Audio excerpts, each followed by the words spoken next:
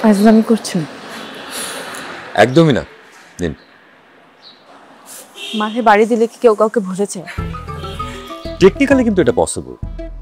ধরুন আপনার frontal lobe বা হিপোক্যাম্পাসে যদি আঘাত লাগে, তাহলে কিন্তু আপনি আপনার মেমোরিতে অ্যাক্সেস করতে বেশ স্ট্রাগল করবেন।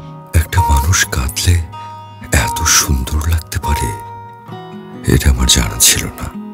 কি সুন্দর লাগছে প্রিয়ন্তীকে, মনে হচ্ছে চোখ দিয়ে মুক্ত ঝরছে।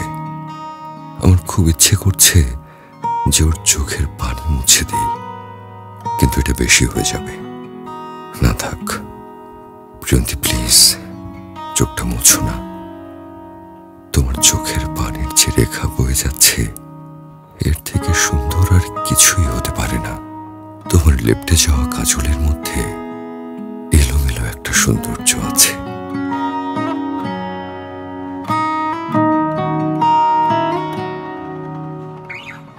যে মানুষটার জন্য আপনি এভাবে কাঁদছেন, এত কষ্ট পাচ্ছেন,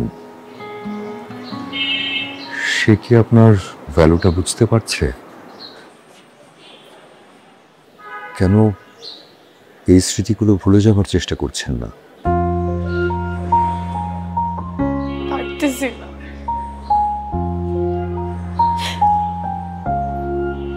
কিচ্ছু পারতেছি না, মাথা থেকে যাচ্ছি না কোনোভাবে।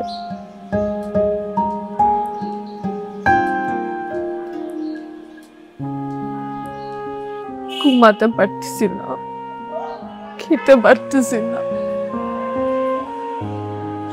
অনেক কষ্টের পর যখন ঘুমাই, তখন ওকে স্বপ্নে দেখি। সারাদিন শুধু মনে হয়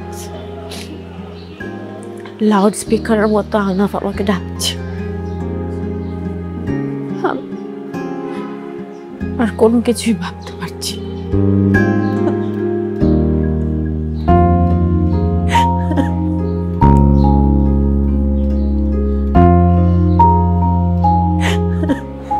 প্রিয়ন্তী, আপনার জীবনে একটা মানুষের যে গুরুত্ব, আপনাকে বুঝতে হবে যে সেই মানুষটার কাছেও আপনার গুরুত্ব একই রকম। তো সেটা মনে করে হলেও কিন্তু আপনি এখান থেকে বের হতে পারা উচিত, স্মৃতিগুলো ভুলে যেতে পারা উচিত। আমার তো মনে হচ্ছে আপনার মাথায় একটা জোরে বাড়ি দেই, তাতে যদি আপনার মেমোরিটা একটু হারিয়ে যায়। ফাজলামি করছেন? একদমই না। দিন। মাথায় বাড়ি দিলে কি কেউ কাউকে বুঝেছে? টেকনিক্যালি কিন্তু এটা পসিবল।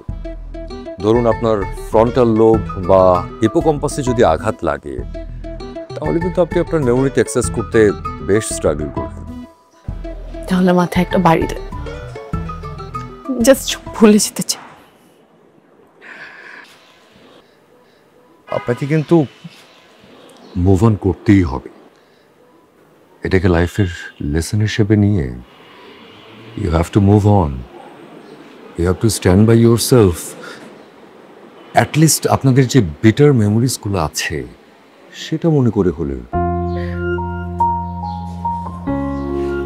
আমাদের তো অনেক গুড মেমোরিজও আছে।